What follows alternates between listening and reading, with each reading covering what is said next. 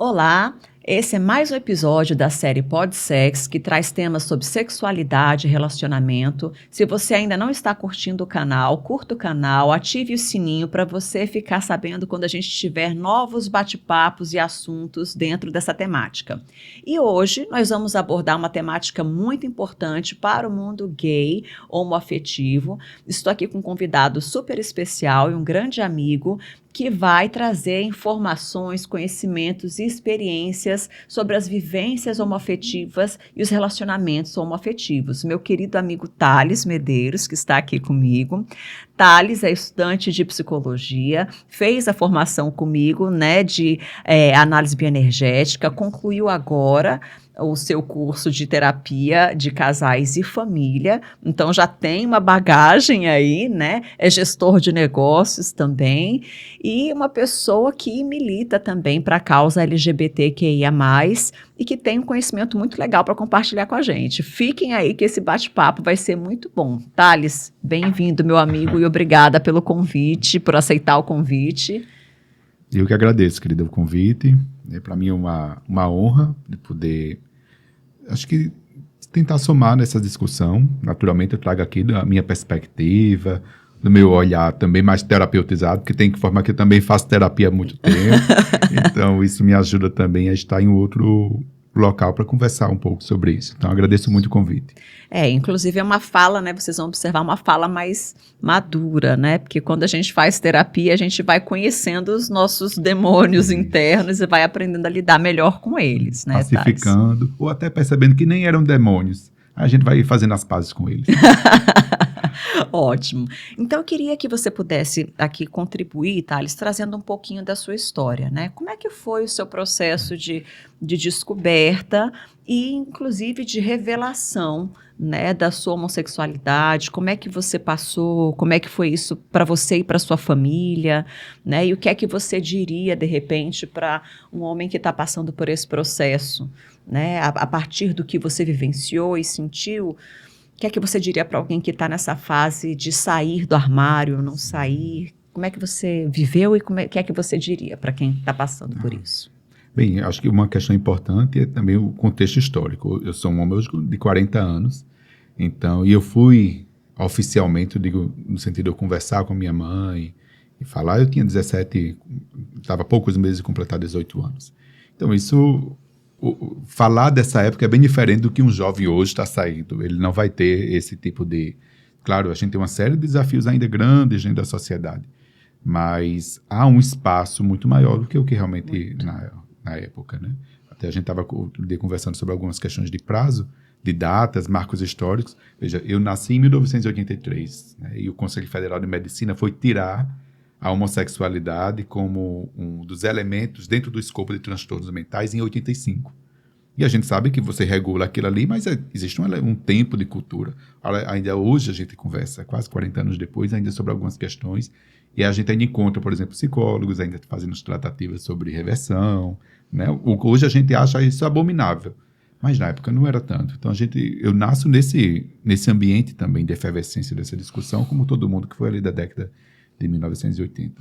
Onde era muito mais difícil para as famílias, né, olhar para um filho ou uma filha que fosse homossexual, né, e lidar com isso, porque ainda tinha esse estigma da doença mental, da normalidade. Isso ainda tem na cabeça de algumas pessoas hoje, mas nessa época isso era muito mais forte, né? E a gente ainda tem que adicionar que hoje, embora talvez a gente possa até pensar numa certa banalização em alguns aspectos, mas a década de 1980 a gente ainda era carregado muito com o estigma da AIDS. Então a gente via artistas, né, pessoas que estavam ali falecendo pela própria doença da AIDS, né, porque haviam sido infectados com HIV, mas que isso atrelava exatamente a ideia da homossexualidade. Então você se declarar, né, se abrir ou anunciar de alguma forma, né, essa sua condição, de alguma forma vincula tudo isso. Acho que o próprio conceito, quando a gente fala de homossexualidade, eu particularmente me educo até para evitar o nome homossexualidade. Tenho utilizado com certa frequência o termo homoafetividade, porque eu acho que traduz mais o que é de fato. Porque, por exemplo, quando eu começo a me identificar como um homem gay, e eu vou perceber que, eu acho que, na verdade, eu tenho a sensação de que eu sempre me senti que eu tinha alguma coisa, só que na época errada. Tinha alguma coisa né, diferente nessa programação. Mas somente a partir da adolescência, quando a gente começa agora a ter os desejos de fato sexuais, a gente começa a perceber que, na verdade, há um direcionamento afetivo, sexual, para outra pessoa do mesmo sexo. Então, isso para mim vai acontecer já ali por volta dos 12, 14 anos, eu vou perceber que eu já estou em outro tipo de enredo. Você se percebeu? Sim, exatamente. E você teve alguém com quem conversar, Pouquíssimas pessoas, não, pelo contrário. Me sentia a maior parte do tempo acuado por um medo existencial, até pelo próprio contexto familiar. E eu falo isso de um canto mais terapeutizado, entendendo também que, como não havia nenhum processo educativo, social, né, talvez algum assunto numa novela, em Tieta, né, quando eu vi o Tieta lá fazendo um discurso muito interessante na época para defender Rogéria, né? Então, as coisas aconteciam, mas isso não acontecia dentro de um processo aberto para discussão, como a gente tem hoje de acesso em todo canto, esse tipo de informação. Então, eu entendo também que havia uma precariedade por parte dos meus pais para poder ter qualquer tipo de acolhimento, ou seja, era o recurso, embora primordial e essencial, era o amor. Mas entendimento ficava tudo fora. Então, minha mãe tinha muito medo do que ia acontecer comigo, de como a vida ia fazer. Eu disse, bem, mas a vida tem seus desafios e é patente para todas as pessoas, de fato. Entendo, de fato, os riscos, as outras questões de ordem também da violência social, né, a respeito do público. E eu entendo também os medos da minha mãe, como uma mãe querendo proteger e tudo, né. E aí isso foi se ampliando. Então, a família da minha mãe depois sabe, que minha mãe mesmo vai contar, minhas irmãs. Oficialmente, meu pai só vai saber bem, bem depois, na verdade, né, de conversar. Então, a gente sua mãe, vai então, manejando. manteve um segredo? Sim. Você então, pediu para ela ou ela... Não, essa foi uma decisão mais dela. Foi. Então, tanto é que a gente, na época, procurou um psicólogo, né? E aí o psicólogo, inclusive, disse, não, depois vai dizer, não, o problema não é com ele, não. E aí vai conversar com ela, na verdade, a esse respeito. Mas, bem, dentro do que era possível, ao auge da minha maturidade aos 17 anos, então esse foi o acordo que foi feito dentro para lidar com isso. Mas internamente, embora todos esses, atravessados por esses medos familiares e medos também religiosos, né? Porque é uma série de medos, na verdade. Você é colocado dentro de um caldeirão de muita coisa. O medo da expulsão, da forma como a família vai lidar, os medos de lidar com a própria sociedade, se isso vai impactar minha carreira de alguma forma, como é que vai ser esses relacionamentos, o medo do inferno. Então, tudo ali pulula, né, na construção disso. De alguma forma, e hoje eu me vejo assim, com muito alegre, muito orgulhoso, conseguir sobreviver, na verdade, desse espaço. Dentro de mim havia uma coisa assim, para mim era pétrea. Eu não iria me permitir, sobre a hipótese alguma, e sem juízo a qualquer pessoa que esteja vivenciando isso, eu não conseguia me sentir confortável com a ideia de que eu vou namorar com uma mulher para poder satisfazer o que a sociedade e os meus pais gostariam. Eu tinha a sensação de que eu estava enganando ela. Eu preferia lidar com o meu problema do que ter que interferir com outra pessoa. Então, isso para mim era muito forte. E acabei me colocando nisso. Mas eu reforço, sem qualquer juízo ou qualquer pessoa que realmente esteja, porque cada um sabe o tamanho da sua dor, né? Dos desafios de fazer isso. Então, sinto que e aí foi caminhando, né? Teve meu primeiro relacionamentozinho na época que existia o Mirk, né? Era no início da internet. No início da internet. Aí eu tenho que colocar também. O acesso ao computador e à internet, para mim, foi muito importante. Porque eu comecei a me perceber parte de uma comunidade. Então, eu percebi que tinha outras pessoas. Então, se alguém, voltando à sua pergunta, teve alguém que me ouviu, foram meus amigos virtuais, nesse momento. Eu saber que tinha outra pessoa em outro momento passando por essas situações e a gente trocar essas experiências. Aliviava a sensação de estar só. Então, essa conexão que a internet traz foi muito importante, né? Aí, Thales, vou perguntar uma coisa para você, porque assim, eu já, enquanto terapeuta, já atendi e atendo ainda, né, muitos homens gays, e uma das questões, às vezes, que atravessa é essa dificuldade de trazer a sua identidade, né? Sim. De apresentar uma afetividade para a família, para o trabalho, e muitos dos homens que eu atendi, inclusive até, assim, já em parte socialmente assumidos para algumas pessoas, né, tinham uma dificuldade tremenda em alguns ambientes, principalmente o ambiente familiar. E eu percebi que alguns desses homens ficavam num profundo assim, sofrimento por não poder trazer esse sentimento, essa identidade, né? Pessoas com quadro altíssimo assim, severo de ansiedade, de depressão, por estar negando, né, para pessoas e para ambientes às vezes importantes da vida a sua identidade. E aí eu queria assim saber de você, se você pudesse dar ou do seu relato pessoal, ou até um conselho para um homem que esteja passando por esse processo de angústia, né, de poder assumir a sua identidade, seja para sua família, para o seu trabalho. Teve alguma coisa que te motivou mais fortemente, ou algo que você aconselharia para um homem que esteja passando por esse processo de se assumir publicamente, socialmente? Nós estamos fazendo aqui um recorte, até porque eu que estou aqui enquanto um homem cis gay, né? Mas óbvio, esse é um desafio que vai colocar as 3 primeiras letrinhas ali, né? A pessoa lésbica, o homem gay, a mulher e a pessoa que também transita sobre a bissexualidade, que a gente também aborda muito pouco. É diferente de uma pessoa trans que ela, ao ferir a própria estética normativa, ela já não precisa nem ser avisada. Eu lembro até de um comediante, inclusive, Lindsay, que ele diz o seguinte, que nós gays, nós não descobrimos, nós somos avisados. Porque as pessoas percebem, né, algum traço e ela vai dizendo, então a gente já cresce e diz, mas o que é isso? Porque eu, por exemplo, eu tive algum repertório de situações assim mais difíceis enquanto criança, né, e já recebeu o pejo daquilo, porque também devia ter algum traço que a sociedade caracterizava como afeminado, e aí eu, enquanto criança, tinha que lidar já com esse carimbo, mas o que diabo é isso? Porque criança não tem expressão sexual nesse sentido, né? Então você já nasce carimbado. Sim, acho que a maioria das pessoas passa por isso. Agora, eu acho que, voltando para a sua questão, uma questão importante claro, quando eu olho assim para a minha história, e aí eu nem sei, nem a ideia de fazer qualquer tipo de romantização, e nem saberia também criar marcos do que aconteceu ali para me dar a garantia. Inclusive, eu olho e fico assim, de onde é que saiu essa coragem? Isso. Eu acho que a coragem, ela surge para todos nós a partir do momento que a gente se torna... já se chegou um limite que você já não suporta mais a corrupção da sua integridade. Porque acho que não há coisas mais destrutivas para alguém, que é de você passar pela vida sem nunca demonstrar você por inteiro. Sabe? Você está sempre, de alguma forma, parcialmente no mundo. Sempre quebrado, sempre escondendo. Isso é uma coisa que, com o tempo... não tem, assim, tenebrece toda a nossa percepção da vida, do sentido da vida. Não à toa, inclusive, de acompanhar já algumas situações de pessoas que foram ao suicídio, porque isso é uma ruptura muito grande, é uma dissociação muito triste. Mas não tem um remédio específico para todo mundo.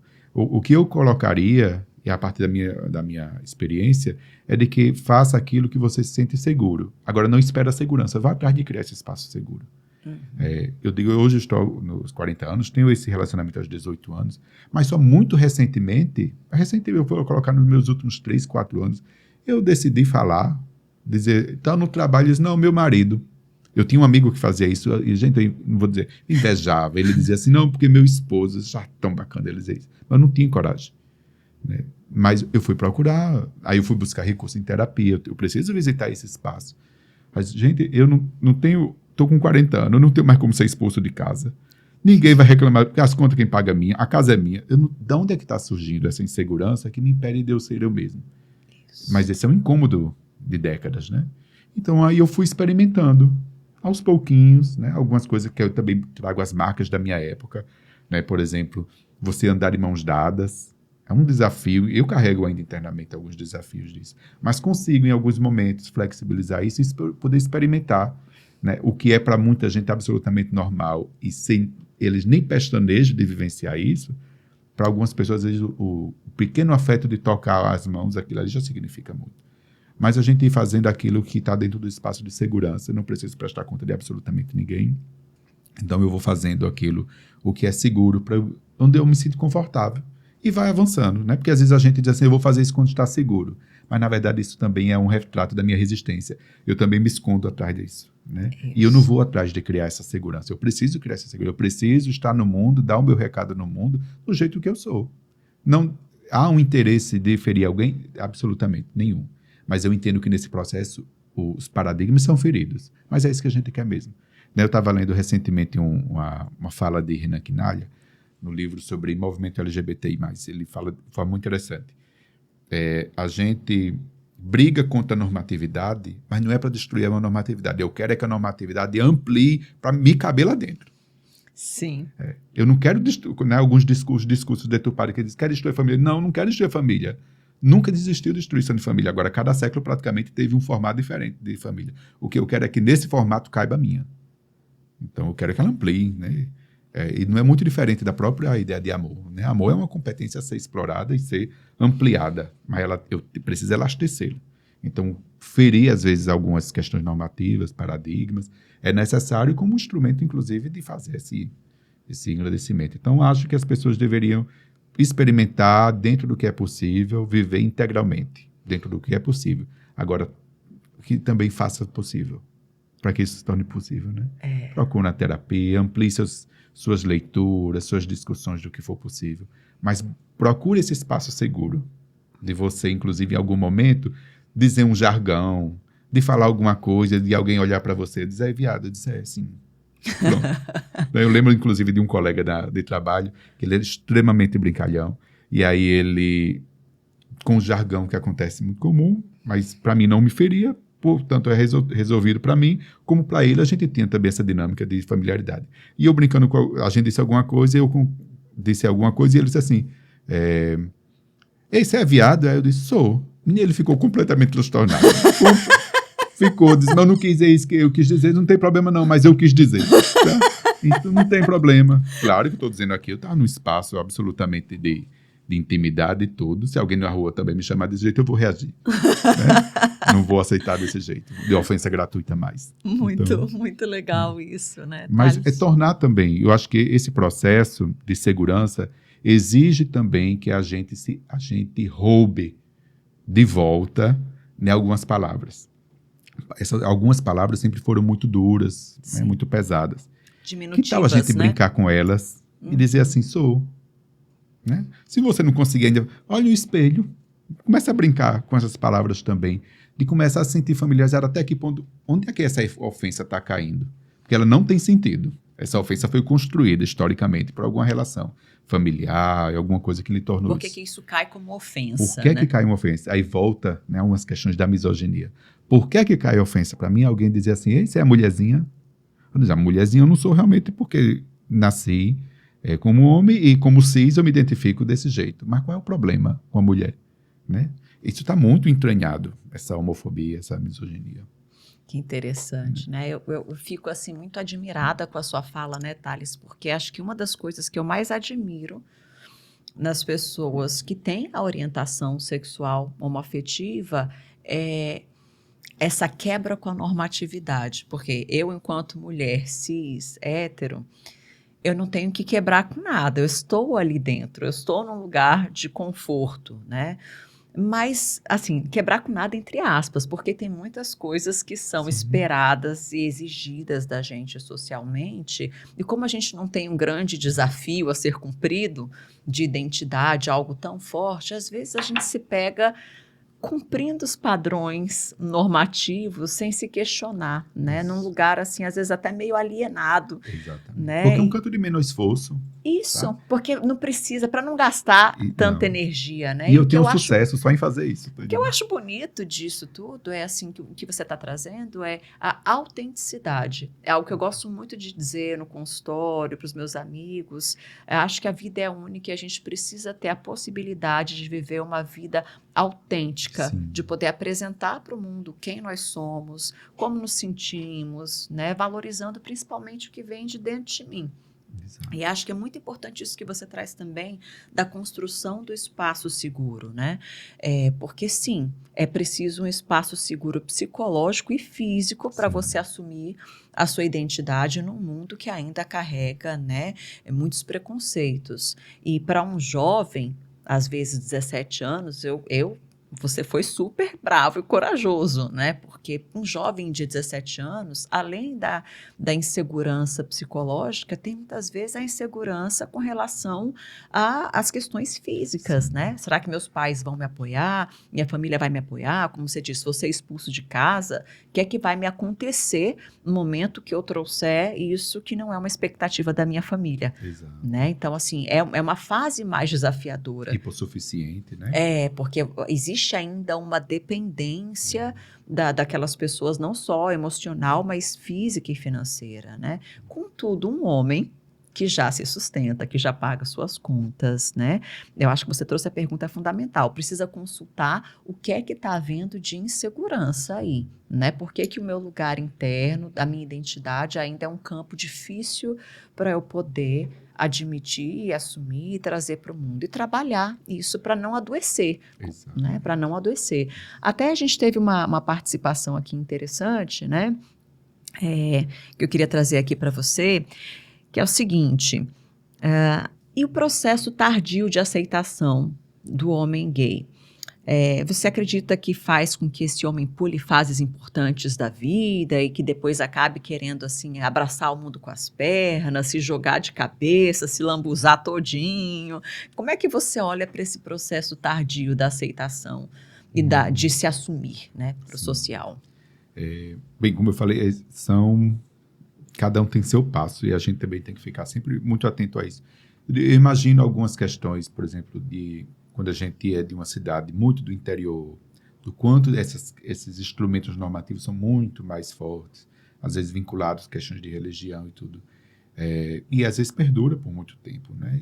Se desvencilhar disso absolutamente não é fácil. Não é à toa, e embora não seja um movimento novo, isso sempre aconteceu, as pessoas que de alguma forma não se encaixavam naquela normatividade, era muito normal elas saírem da cidade, iam para os grandes centros, os grandes centros urbanos, porque nos grandes centros você é só mais um. Então dava para você mediar talvez até 2 vidas, né, nisso aí. Então isso é um movimento muito comum mesmo, né? Quantos colegas meus, inclusive, eu sou da cidade de Mossoró, vieram na verdade morar em Natal, né, para poder viver, ter sua vida e tudo, né?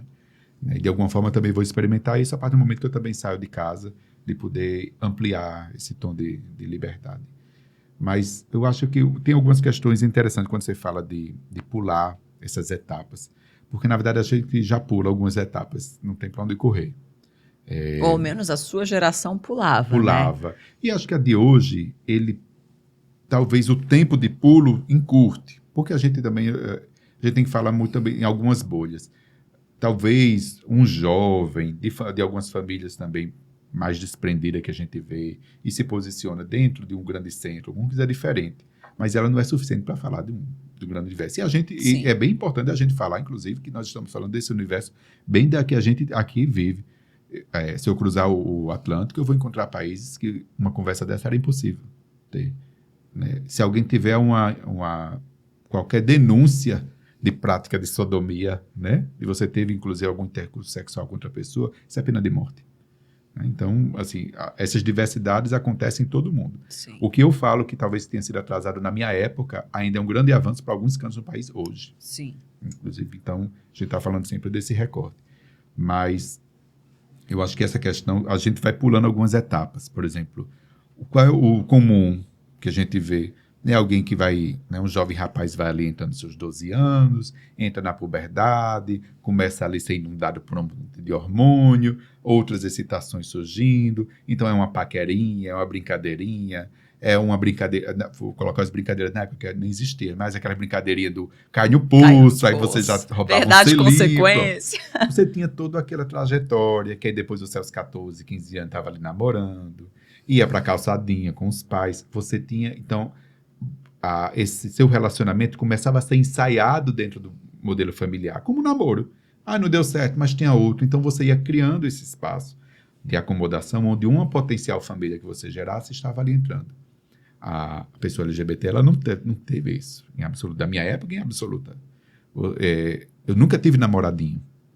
Nunca tive, mas eu tive poucos namorados na vida. Então, você não tem muito espaço para isso. E aí o que acontece, eu vou colocar bem típico da minha geração, a afetividade não tinha espaço físico e nem psicológico para esse tipo de espaço. Tinha, assim, uns guetos, uma boate, um canto. Mas nessa fase inicial da adolescência que você está falando, não Sim, tinha nem não possibilidade de tinha afetividade e de sexualidade, né? nenhuma. De experimentação alguma, Não tinha né? espaço para isso. Onde é que você ia poder falar do namoradinho, de uma paquera? Não sei que você encontrasse, tinha outro amiguinho, também era gay ali na escola, de repente, e vocês tivessem a coragem de conversar sobre isso, sabe? Mas você não tinha espaço. Você não tinha espaço dentro de um grupo social de você poder ensaiar isso. Né? Ensaiar no sentido psicológico mesmo, de você fazer o seu ensaio social. E é aquela E- introdução paulatina, né, Exato. ao afeto Não e à tinha. sexualidade, né? O que vai acontecer muitas vezes é lá na frente, você vai marcar o encontro e vai direto para o motel. Então, você vai exercer a sua sexualidade já dissociada de uma afetividade. Você vai entrar de vivenciar essa parte natural do ser humano, que é do sexo, mas você não tem espaço. Às vezes acontecia dali, de repente, virar. Mas entende que as coisas é invertida Sim. desse aspecto. Você primeiro experimenta, na verdade, a expressão sexual fora como uma tentativa de vivenciar afeto ali, mas esse afeto só vem depois. Então, as coisas são um pouco trocadas. Então, é natural, e a gente vê essa expressão em todo canto, dessa dissociação entre afeto e sexo. Sexo se torna uma questão que você pode entrar no aplicativo hoje, faz qualquer tipo de trânsito nesse sentido, mas é como se você não tivesse um afeto. E é isso, afeto, uma questão. Onde está também a responsabilidade afetiva nisso? E sem qualquer juízo, até porque eu fui fruto dessa época, né? Também experimentei tudo isso. Mas é onde a gente vê hoje relacionamentos tóxicos, tantas outras coisas surgindo, mas na verdade é porque na nossa cabeça também foi dissociado isso. O afeto O da afeto sexualidade. da sexualidade. É como se... E aí a gente também... volta até aquela palavra que eu falei talvez a palavra própria homossexualidade, se remete na hora que a gente coloca homossexualidade, fala o nome sexo já é suficiente para trazer todos os tabus, especialmente nós de herança judaico-cristã, joga para dentro dessa palavra, que não pode nem falar. Aí você já coloca. Eu lembro recentemente eu fiz uma postagem e uma conhecida pegou e disse assim: é necessário que as pessoas entendam que as pessoas são livres para viver a sua vida sexual. Eu disse, não é vida sexual exatamente. Eu posso ser virgem até hoje. Isso não tira de mim o meu caráter de homossexualidade. Porque não é o fato do ter sexo. E hoje, especialmente, você tem Viagra, você tem um monte de coisa. E se quiser, você faz sexo com quem você quiser. Agora, onde está a minha inclinação afetiva, sobretudo? Quando eu imagino um romance, uma família, eu não imagino uma mulher. Então, é isso que me torna, na verdade, né, uma pessoa homoafetiva, um homem gay. Então, acho que dissociar algumas questões. Isso é tão solto que a gente parece que fala de coisas diferentes. Né? E aí é onde começa a ter uma série de dificuldades a gente poder, mais tarde, se expressar no futuro, de fazer esse encontro familiar, de você perceber que você também... meu companheiro foi entrando... Eu nem sei dizer, eu nem fiz assim, de repente, é meu namorado. Já dizia para a manhã. Manhã já ficava nervosa, tinha acontecido tudo. Mas ia inserindo. Acontecia. Tinha fases que eu não podia. Né? O fulano está achando ruim, aí não podia mais participar. Mas entende que não tem esse espaço. Eu fui criando, mas eu sei que a maioria das pessoas também não vão ter a oportunidade de poder. Então parece que existia, né, uma aceitação da sua vida sexual, mas não da sua vida afetiva no princípio. Curioso, né? Agora você falando isso, me parece isso. Né? Não havia uma legitimação desse processo afetivo. Vai acontecer quando você às vezes sai de casa, jovem em algum canto, você vai montar a sua família, ou melhor, o seu espaço de liberdade onde você pode receber alguém. Aí mais tarde você tem um grupo de amigos que são mais receptivos, ou absolutamente sem um preconceito dirigido a isso. E aqui você vai ter o ensaio, já muito lá na frente, seus 20 e poucos anos, do que caberia você ter feito isso lá no iniciozinho.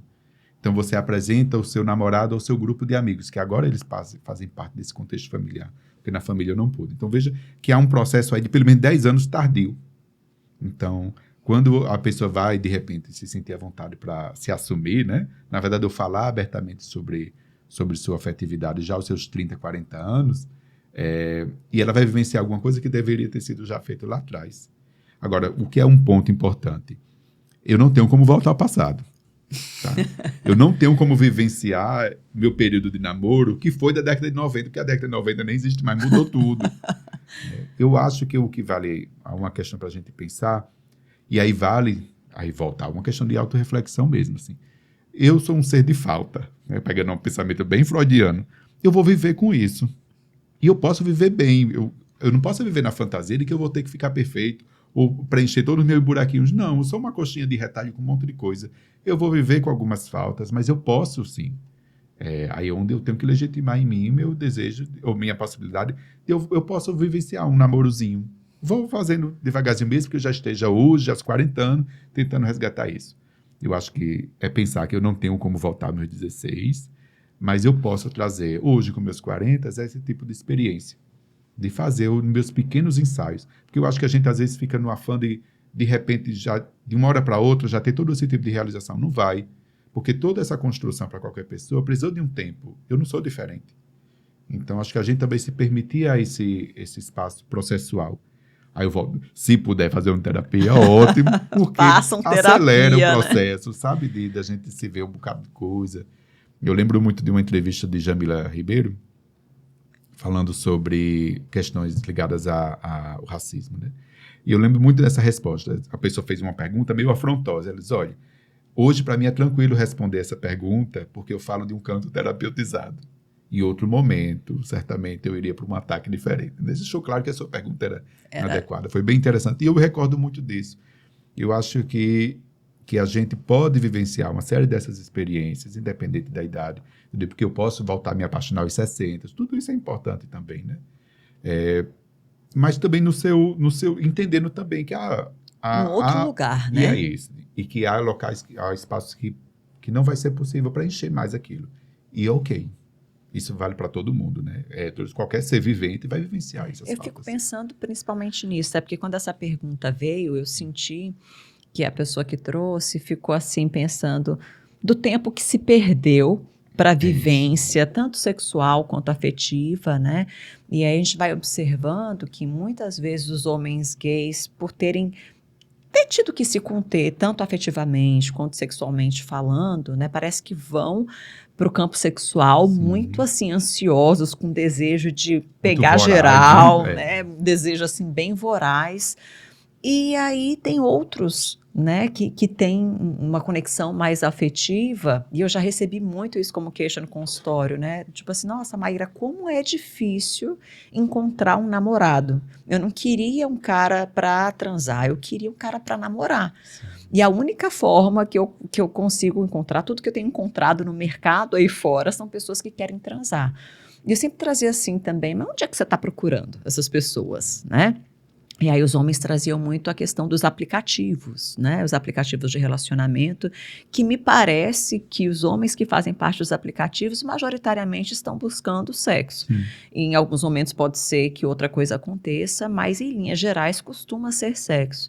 E aí eu costumava perguntar, mas e os outros ambientes? Para onde é que você pode ir? Para onde é que você pode circular, né? E pelo menos aqui no nosso estado, uma queixa geral é que tem poucos ambientes sociais de convivência, né? Onde possa se namorar, tomar um drink, dançar e ser, vamos dizer, acolhido, sem ser apedrejado, né? Um local que não seja heteronormativo, tem poucos espaços, né? E então eu vi muitos clientes tendo que viajar, como você falou nesse êxodo, né? Vai para fora, vai para uma cidade maior para poder conhecer pessoas, né? Mas aí eu vejo também com a sua fala, né, Thales, que não é só isso. Exato. Você está trazendo uma contribuição muito valiosa, porque para além dessa dificuldade de ter um ambiente onde se encontra, tem também uma construção do homem homoafetivo mais direcionada à primeiro sexualidade para depois aflorar para a afetividade. Eu não aprendi a paquerar. Fui direto para marcar o encontro. Isso é um discurso, na verdade, geral. E aí como é que vai ser um processo de sedução, isso, né? De cortejar. Essa brincadeira da sexualidade, inclusive. Não surge. Você já vai direto, você passa o processo e já vai para os finalmente. Né? Então, é natural, e aí eu acho que aí a gente fica uma comunidade com algumas faltas particulares, né, pra gente e tudo. Isso. Não sei até que ponto o Natal é assim tão... Acho conservador, mas eu não recordo agora, assim, nenhum ambiente que eu fui que não tivesse um casal homoafetivo de alguma forma. Que sempre teve boates e tudo. Eu acho que tem uns vieses, assim, que a gente também precisa pensar, né? Claro, a percepção de cada um, né? Sim. Eu tenho, assim, clientes que circulam tranquilamente por ambientes mais, vamos dizer, normativos, né? Mas eu sinto, quando essa fala vem, é de um espaço onde possa-se, de fato, Claro. paquerar, olhar, beijar na boca, pegar na mão, onde existe essa possibilidade Sim, eu entendo. de fluir mais livremente, Entendo. né? E tem alguns espaços aqui na região, mas acho Mas que são ainda é um mais desafio, escassos, né? isso mesmo. Quando você compara com grandes centros, assim, você vai para São Paulo, Rio de Janeiro, não tem. Você tem, às vezes, um bairro inteiro, né, dedicado àquilo. Recentemente eu estive em São Francisco e quando eu vou, eu faço questão de visitar alguns pontos históricos, sabe? Porque para mim eu vou também resgatar alguma questão minha. E aí em São Francisco tem o bairro Castro. O bairro Castro é absolutamente gay, né? As faixas de pedestre é o arco-íris. E eu visitei lá o Twin Peaks, que era onde tinha o famoso Harvey Milk, né? Acho que foi um deputado que chegou a ser assassinado. E uma questão que eu achava interessante era a quantidade de pessoas com 60 anos, homens já muito mais maduros, e todos vivenciando aquilo ali de forma absolutamente espontânea, né? E me veio muito assim, como seria a gente tivesse uma sociedade onde a gente pudesse viver de forma espontânea? Quantas neuroses não poderiam ter sido amenizadas desse caminho também? Sabe? Eu acho que é quando a gente pensa nisso que aí está posto, há uma falha nisso, a gente não aprendeu a paquerar, não, eu vou colocar mais a minha geração, a gente faltou em alguns processos desses da gente de elaboração, mas onde é que eu posso entrar para me conhecer um pouquinho também, sabe? Porque senão a gente entra no mesmo paradoxo da pesquisa sobre o racismo. Pesquisou-se, as pessoas dizem assim, 90% diz, o Brasil é racista, o Brasil é racista. Aí depois pergunta para essas pessoas, e você se considera racista? 90% também diz que não. Tá entendendo que não bate. Então, é muito interessante a gente da comunidade dizer assim, nossa, tá horrível para todo mundo se relacionar. E aí, ao mesmo tempo, a gente percebe, e você consegue se relacionar? Diz, não. Tem alguma falha nesse processo todo. Eu acho que existe uma questão também da própria hipersexualização. Hoje se discute muito algumas questões de ordem da normativa corporal dentro da comunidade LGBT, especialmente para o homem. A ideia do padrão, de tudo, ou seja, é como se tudo virasse uma gôndola de supermercado. Um produto, né? Então, é interessante porque isso também está muito no universo feminino, né? Sim. A questão de ter que obedecer a um padrão que seja normativo. E isso também está no mundo homoafetivo, né, Thales? Tanto é que algumas pessoas até dizem assim, você viu aquele casal?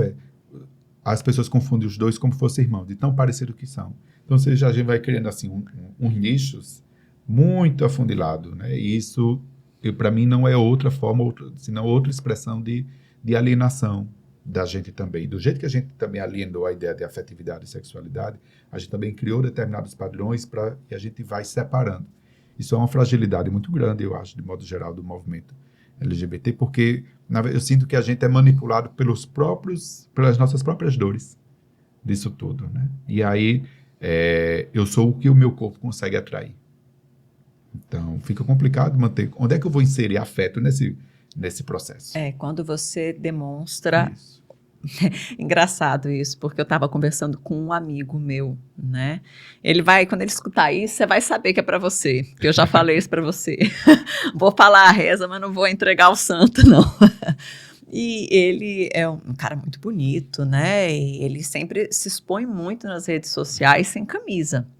Mas quando ele conversa comigo privativamente, é sempre, puxa vida, já estou há tanto tempo solteiro, eu não consigo achar alguém para namorar, para levar a sério, porque também eu não quero qualquer cara, né? Assim, tem que ser um cara que tem já uma exigência dele também, tem que estar no nível dele, né?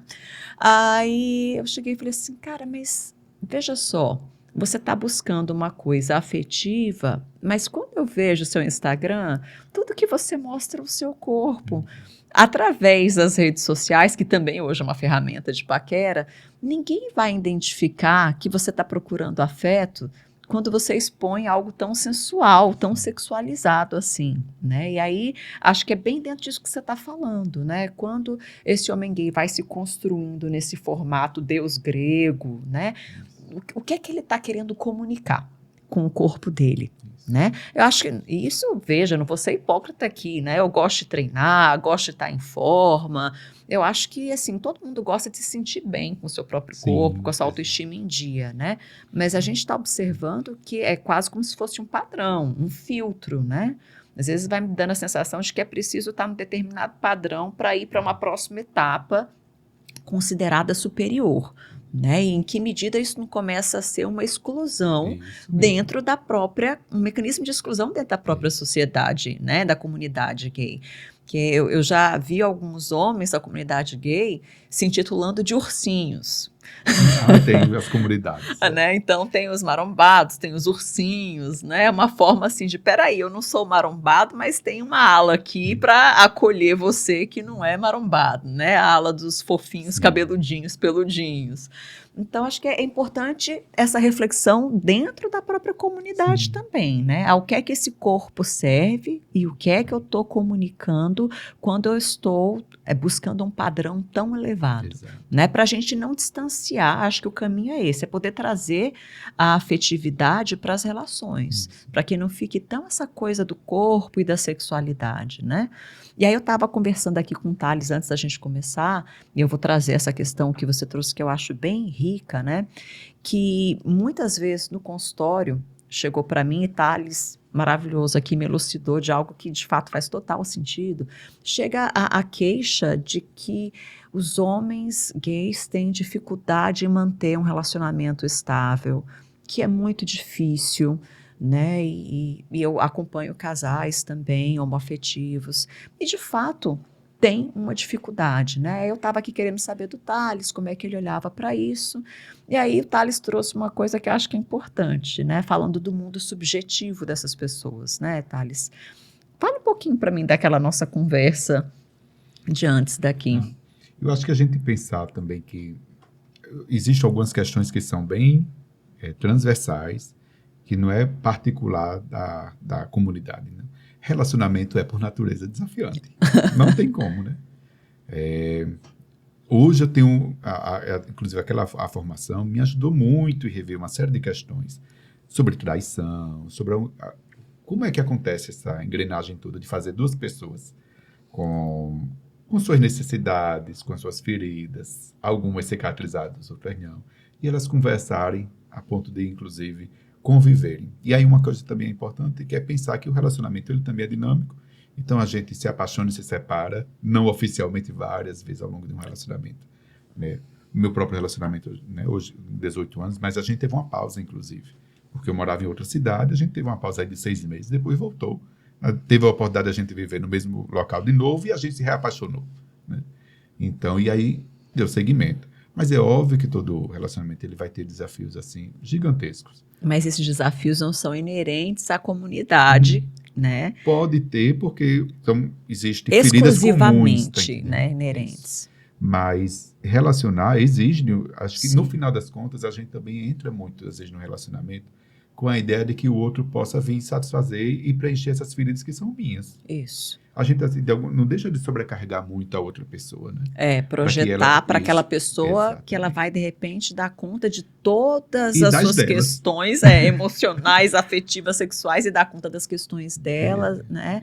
E aí eu fico pensando assim que talvez as feridas comuns ao universo gay digam respeito a ser aceito, né? Digam às vezes as feridas de ter sido rejeitado, de não ter se sentido amado. A vontade de demonstrar afeto. A vontade de demonstrar afeto, né? Porque se sentir confortável em demonstrar afeto. Porque uma vez que você chega, né, para sua família e apresenta a sua identidade, a tua família de repente te rejeita, te agride, te maltrata, né? Ou que você vai se percebendo, assim, como eu já acompanho alguns casos, né, de crianças e adolescentes que começam a mostrar esse lado mais feminino, né? E a família começa a trazer na fala que ser gay não é legal, que coisa que tá fazendo é de mulherzinha, seja homem, né? Aquelas coisas assim bem, bem fortes e pesadas, mas que esse menino já vai começando, né, a se sentir inadequado.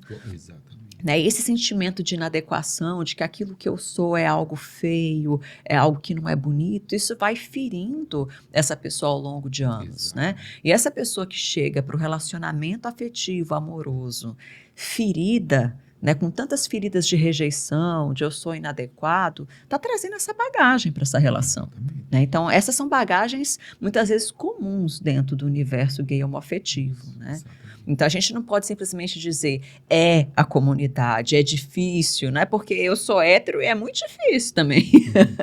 Né? Não é porque eu não sou gay que é fácil. Mentira. O que é mais fácil para a gente é a expressão da afetividade publicamente, de apresentar, né, nossos cônjuges para a família, para os amigos, de não sofrer violência psicológica, física, mas o relacionamento em si Relacionar é desafiante. é desafiador, né? É uma construção constante, é um processo de construção, né, E Thales? nos casais homoafetivos tem uma questão que cada um também vai carregar isso. De repente, dois homens, os dois também carregam um traço muito grande do patriarcado. Como é que vai ser esses dois galos no mesmo terreiro, né? Ou duas mulheres que assumem também funções talvez extremamente maternais. Onde é que está, né, o cuidado de si, porque o maternal sempre está muito vinculado ao cuidado do outro. Mas é preciso também a gente ter esse próprio cuidado, para a gente não ficar nos extremos. Ou eu cuido só de mim e não cuido do outro, ou eu cuido só do outro e não cuido de mim. Onde é que está o espaço? Né? Recentemente até, a gente fez eu e Daniela Falbo, a gente fez um artigo que era onde estamos nós, onde estou eu quando somos nós, né?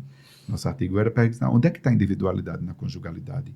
Onde é que está essa fantasia hermafrodita, onde quando os dois se unirem vão se tornar um só, o filho de Hermes e Afrodite, né? O ser perfeito. Não existe, na verdade. Nunca vai ter essa junção perfeita disso. Então, onde é que essas duas pessoas podem dialogar? Eu acho que uma das coisas, eu vou aí numa questão muito de experiência pessoal, os últimos anos do meu relacionamento, uma das coisas mais revolucionárias foi a gente começar a vencer alguns dificuldades a gente de conversar.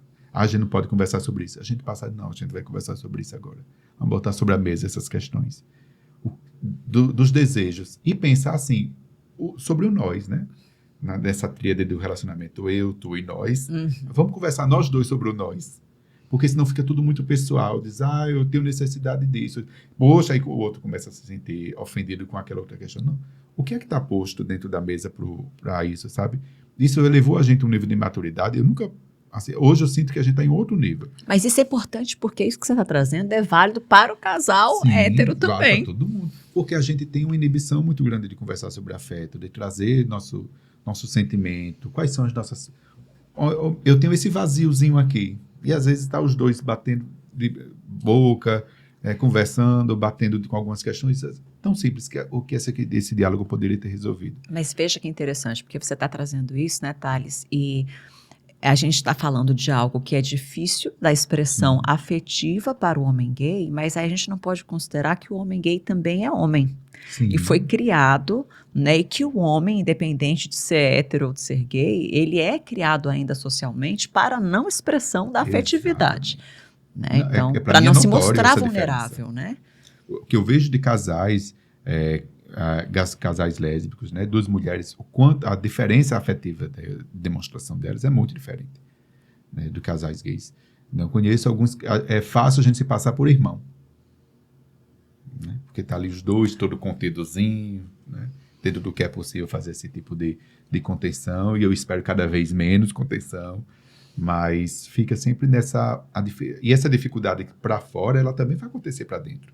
Mesmo dentro de um espaço seguro do meu lar, dentro das minhas paredes da minha casa, eu não tenho como desligar. Dizer aqui eu tenho uma alta contenção na via pública, dentro de casa, aí eu vou liberar geral. Não acontece desse jeito. Eu levo, de alguma forma, para um para outro. Então, como é que eu posso fazer com que esses dois espaços dialoguem?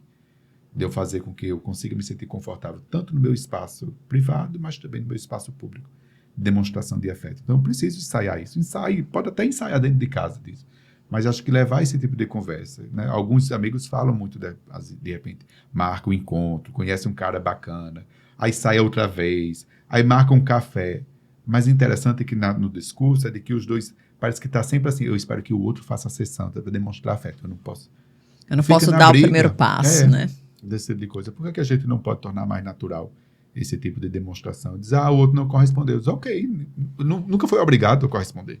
Mas acho que parte disso, né, Thales, da possibilidade de dialogar sobre, né, porque às vezes vai sendo colocado como é isso mesmo. Isso. É assim que a gente se ama. A gente está junto, a gente anda junto, a gente come junto, dorme junto, tem uma casa junto, mas não expressamos afetivamente, calorosamente, porque homem não expressa e porque ser gay impossibilita isso mais ainda de ser expresso, né? Mas aí vai ficando aquele vazio, a falta daquele quentinho no coração, né? Porque é uma falta, né? E a nossa busca é sempre por uma questão de integridade. Eu me interesso muito por alguns metodologias, mas também alguns grupos que formam para discutir masculinidade. Acho aquilo extraordinário, sou doido para participar. Porque o que eu vejo, o mais próximo que eu vejo, que acompanho de forma muito bacana, é um de Recife. Também até o pessoal vinculado também à comunidade liberta, esqueci agora o nome dele. É o Alexandre. Alexandre, isso mesmo. Gente, eu acho fantástico. Inclusive, eu vou aproveitar sobre essa fala que a gente vai hoje de tarde vamos gravar com o Breno Rossostolato, de São Paulo. Ele é psicólogo, é terapeuta sexual também, terapeuta de casais e família. E o Breno traz ótimas discussões sobre masculinidades. Então, vocês fiquem atentos aqui ao canal, que a gente vai ter uma discussão também sobre a masculinidade tóxica e como é que isso vem afetando os relacionamentos. E isso é muito importante para os homens, gays, héteros de maneira geral. Uma discussão muito importante. Acho que seria um processo muito curativo. Porque existe o poder de você poder verbalizar. Você está num grupo ali e você poder dizer dessa sua dor. O simples fato de você ter o encorajamento de você expressar e falar, eu já acho isso absolutamente curador. Né, curativo, no sentido de que vai me possibilitar em outro momento falar de novo, talvez sem tanta ansiedade. E vai até que eu me torne aquilo natural. Então, espaços onde a gente possa discutir sobre isso é muito importante. Mas, assim, uma discussão propositiva, não seja simplesmente para discutir e dizer, realmente está horrível, não é, está horrível, está horrível. Pois é, está horrível. Não tem proposição nesse sentido. De fica só na queixa, né? Exato. Sem uma atitude para poder tentar transformar. Exato. Bom, vamos lá, né? A gente tem aqui ainda uma pergunta para a gente poder aqui fechar. Tem muitas coisas. Agradeço ao pessoal que mandou. Tivemos muitas pessoas contribuindo. A gente não vai poder abordar tudo, senão a gente vai passar 3 horas aqui, né, conversando. Mas eu acho que tem uma questão que surgiu e que se repetiu. Ai, meu Deus, tem tanta coisa legal aqui. Eu vou trazer da seguinte forma. Vou fazer perguntas rápidas, um pai bola, né? Então, Thales, o que é que você acha dos casais onde existe uma certa heteronormatividade que se reflete tanto no sexual quanto em como o casal funciona? Com isso, assim, uma heteronormatividade, um é passivo, o outro é ativo. E isso se reflete na forma deles funcionarem. O que é que eu quero dizer com isso, pessoal? Um está representando uma energia sexual feminina, outro representando uma energia sexual masculina.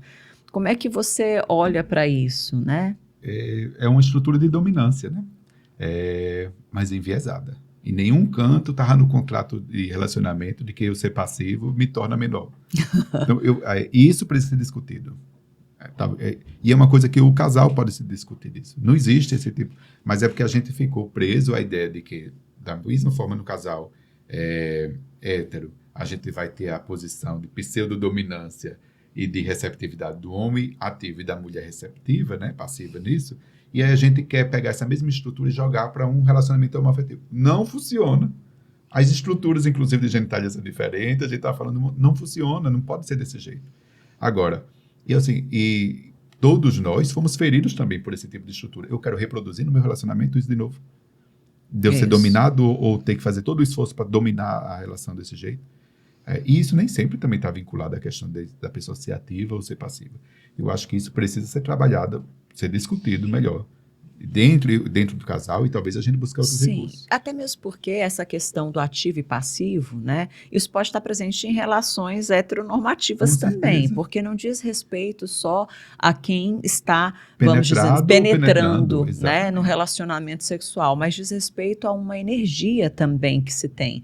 Né? E, na verdade, nós da psicologia, a gente vai observando que as duas energias vou chamar masculina e feminina, ou ativa e passiva, elas compõem o sujeito. Nós temos, né, o nosso lado mais sensível e um lado mais agressivo, e algum deles pode estar em evidência num certo momento da vida, em outro um deles pode estar um pouquinho mais dormente, e tudo bem. A questão é como é que o casal circula com essas energias que o compõem, sem entrar num conflito e numa guerra e de disputa de poderes, Exato. né? Isso tem que ser questionado. Olha, para mim tem uma frase que é... Eu levo ela para muito canto, porque é para me usar... Eu uso essa frase para questionar o meu formato, que é do próprio Paulo Freire, né? Quando a educação não é libertadora, o oprimido vira opressor. Então, assim, se eu fui ferido por uma série de questões, por que é que eu estou, de forma tão inconsciente, levando para o meu relacionamento essa mesma ferida, perpetuando? Que alienação ou aliança terrível foi essa de eu poder levar isso para frente? Então, acho que é pensar, esse modelo funciona para os héteros, mas não vai funcionar no casal homoafetivo. E nem sempre funciona para os héteros também. Exatamente. Assim, por que tem que alguém dominando e outro sendo dominado? E a gente tem né? casais também tão diferentes. Conheço quantos casais, inclusive, que a pessoa que centraliza toda a organização familiar, se a gente imaginar que isso poderia ser uma figura masculina, é feita pela mulher. Né? E outras funções de afeto são majoritariamente feitas pelo homem, ainda que a sociedade talvez defina que isso normativamente seria feito pela função feminina. Né? Então, acho que é um descolamento que a gente precisa fazer desse desconstruir, viés. né? Desconstruir que as coisas são tão engessadas assim. São muito mais fluidas. Podem ser mais fluidas, né? Eu acho que o caminho da gente é de construir a possibilidade de incluir e de transitar entre essas energias. Exato. Porque isso faz bem. Uma pessoa que tiver constituída exclusivamente uma energia mais ativa, mais masculina, ela, em alguns momentos da vida, ela vai precisar de um contato com a sensibilidade, com a doçura, com a vulnerabilidade, e por que não? E a parceria é esse objeto de complementação que a gente procura, né? Dentro de um relacionamento. E aí acho que vale para a mesma questão, por exemplo, que às vezes acontece, de um casal que alguém é sempre ativo, outro passivo. Isso aí é uma construção do casal, também deve dialogar. Sim. Do que é interessante passar quando se trata do desejo também, isso, né? Exatamente. Tem regra nenhuma. Podem ser versáteis, pode ser o formato que eles quiserem. E encontrar formas de satisfazer isso também. Acho que a questão é por que isso precisa virar uma guerra de poder, uma disputa, né? E aí o casal tem que olhar para si, né? E para essa relação, para poder caminhar melhor, transitar melhor por entre isso. Sem se violentar. Né? Essa outra, né? O que é que você acha, Thales, essa coisa de que os homens gays servem para alegrar o ambiente, né? Como é que você olha para esse estereótipo? Eu acho que é bacana, é a força de alguém que é espontâneo no ambiente. Ele torna o ambiente todo mais leve. Agora, isso é um estereótipo, né? Alguém brincava que era de chaveirinho de hétero, se dizia também. Né? Porque a pessoa homossexual, né? Ela se escondia por trás de um certo aparato que alguém hétero poderia oferecer. Então, ela se tornaria esse elemento desse.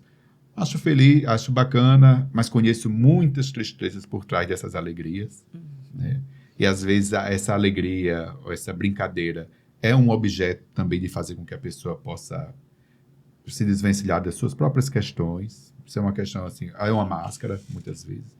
Né? Então, mas eu não me sinto nem um pouco confortável nesse espaço.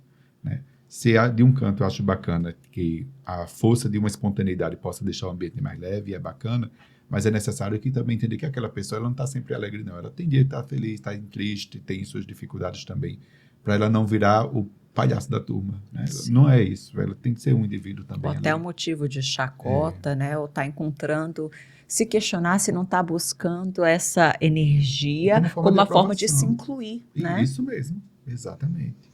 E se você, percebe que tem um amigo que está desse, permita que ele seja mais espontâneo. Permita acolher o lado que não é tão feliz também para essas pessoas. Porque se isso é um mecanismo de inclusão, então quem está consciente disso amplie esse espaço para que essas pessoas se sintam à vontade também de expressar os dias que elas também não estão felizes nisso também. Isso. Mas não dela ser objetificada como isso, um bobo da corte. Ótimo. Meu querido, estamos chegando ao fim. Oh, Queria agradecer você. Ainda tem muitas e muitas Eu coisas sei. aqui que a gente poderia conversar, né? Fico muito feliz com a sua participação. E é convido vocês que assistiram aqui o nosso bate-papo, que deixem comentários, que deixem sugestões de mais coisas que vocês gostariam. Quem sabe Thales não vem aqui de novo bater À um papo disposição. sobre, né, os segundos tópicos e outros tópicos que possam existir, né? Que a comunidade sinta que precise saber, que a gente possa abordar. E não deixe de seguir o canal, ativar o sininho. Conto com a participação de vocês. Muito obrigada, meu Eu que amigo. agradeço. Agradeço.